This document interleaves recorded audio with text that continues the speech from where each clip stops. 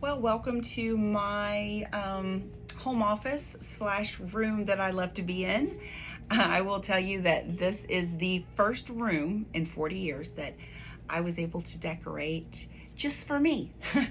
I married Kenny at 18 years of age. I left my parents' home, married Kenny, moved into Kenny's home. So there was never a home that Angie did or an apartment that was just what Angie wanted and Angie liked. So yeah, over these years, every room that I have ever decorated has always had the family in mind. Well, Wyatt's gaming system fit over here, and Jesse Cole's little trinket boxes, and the girls' things. And so this has been a really good experience for me. So our youngest of four moved out this year, and so I had the dilemma of, do I turn this into a guest bedroom, or do I turn it into something that I love and something that I felt like I was going to need in the near future. I don't know how I knew that, but I felt it in my heart. And I thought, well, we have people come, maybe 3 times a year, but not enough to merit just having this room sitting empty with a bed in it. So I said, you know what? I'm going to do it. I am going to decorate this room and put everything in here that I love. Nothing I don't love doesn't stay in here. It looks exactly how I want it to look, and then I'm going to turn this into a space that I will be able to fulfill what I feel that I'm called to do.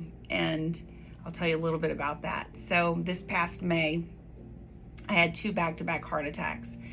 And during the first heart attack, I had a lapse in time, and I don't want to say I passed. That's a very serious thing to say, but I had a moment, a lapse, I feel, in time in this universe, that I was opened up to another realm. And during that time, I felt like God said, now is the time to fulfill what I called you to do when you were 8 years old. And that was so weird to me, because when I did wake up and I was thinking about what I just heard, I thought, well, God, how many times over the past 40 years have I felt like now is the time? Oh, it's coming. This is the time, or this is the person that's going to bring it to fruition. I'm getting tongue-tied. This is the person. This is going to be the connection. This is going to be it. And how many times that was not it. And fast forward to last year, everything began to come together, and that small voice said to me, now is the time. So I said, okay, well, if this is the time, let's do it. I certainly have the space to do it in. I have the freedom. Like I said, we're empty nesters, and there's no reason for me not to do this. And a little bit about what I felt I was called to do when I was 8 years old is share my life, and my life of walking with God over the past, I'm almost 60 years old, so maybe 50 years, and the goodness of Him in my life. And saying that, I don't want you to think that it's been all roses and rainbows, because it's not. There have been moments in my life while serving God and while loving God, there was just tragedy and just brokenness. And in those moments, I could not form the words to even cry out and say a prayer to God, to even pray, or to come up with this pretty little prayer that I had nothing. And my cousin wrote a song called Interpreter of Tears. And I remember in those moments when I was facing those things in our life, that I thought, God, if you cannot interpret my tears, I can't form the words. I have nothing left in me but tears. And I had to allow God to see my heart. And I think, had I had someone that I could relate to and shared with me that, listen, I've been there. There have been moments while serving God and being in the church that my life was falling apart.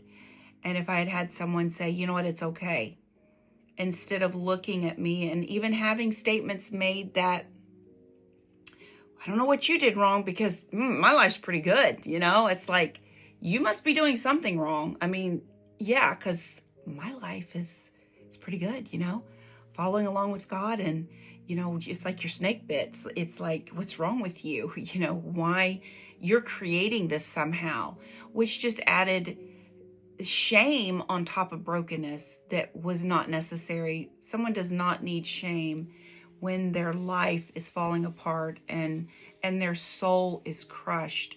They need someone to say, listen, while serving God and while doing good things, there were moments in my life where I was devastated. Our family was devastated. And it was no reflection of something I was doing or a reflection of God's love for us. It was just life.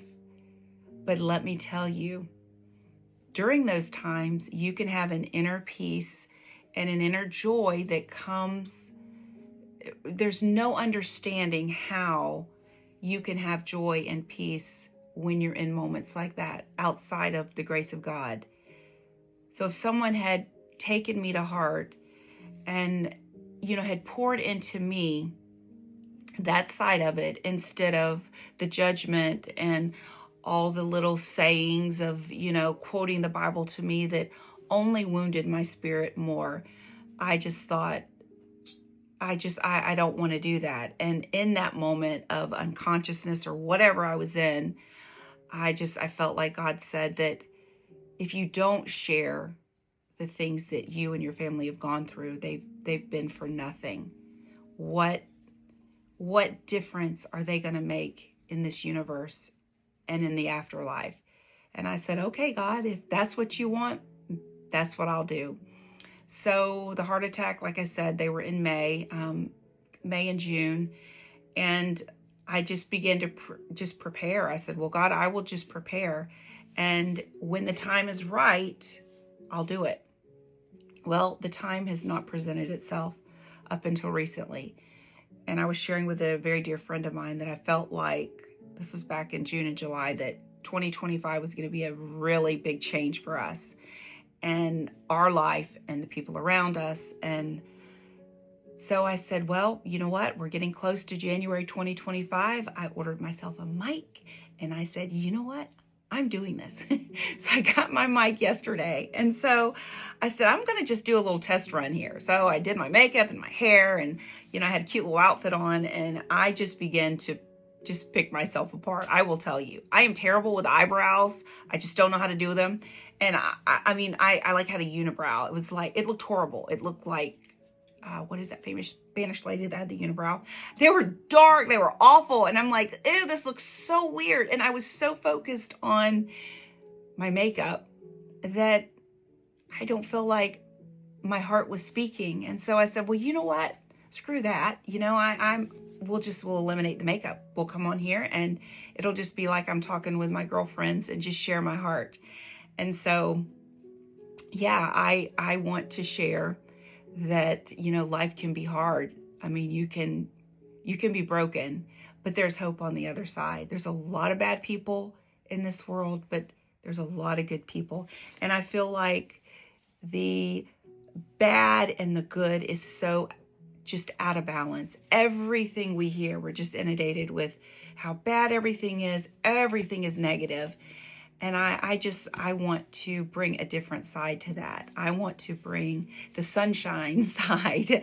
Even when it was very dark in our life, there was always a sense of calm and peace in our heart, knowing that God oversaw our life. And so I want to share that with you, share my heart attacks, and just go from there. So I hope you follow along. And in January, I will start probably with the heart attacks and then work my way back and just begin to fill in the story there. So I hope you'll be interested and you'll join me.